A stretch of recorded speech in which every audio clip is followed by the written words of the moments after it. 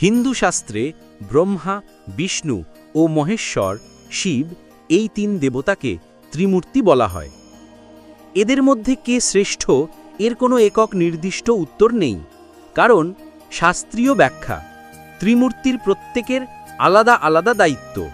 ব্রহ্মা সৃষ্টি, বিষ্ণু পালন, মহেশ্বর সংহার বা রূপান্তর। এই তিন শক্তি মিলেই সৃষ্টি জগৎ পরিচালিত হয়। তাই বহু শাস্ত্রে বলা হয়েছে ত্রয়ে দেবা একে বাচ্চা।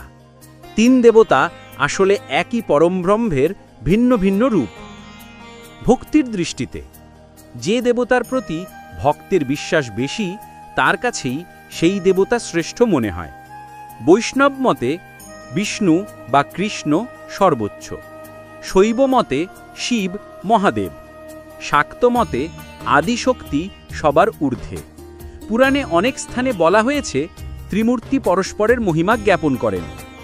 উপনিষদ বলে পরমব্রহ্ম এক, তিন রূপে প্রকাশিত। অর্থাৎ কে শ্রেষ্ঠ প্রশ্নটি মানুষের দৃষ্টিভঙ্গির। ব্রহ্মা, বিষ্ণু, মহেশ্বর এই তিন দেবতা ত্রিমূর্তি হিসেবে পরিচিত।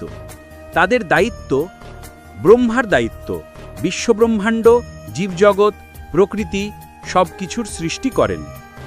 বিষ্ণুর দায়িত্ব সৃষ্ট জগতের ভারসাম্য রক্ষা করেন, ধর্ম রক্ষা করেন, বিপদে অবতার রূপে অবতীর্ণ হন। শিবের দায়িত্ব জগতের নাশ করে নতুন সৃষ্টির পথ তৈরি করেন, অহংকার ভাঙেন, অশুভ ধ্বংস করেন।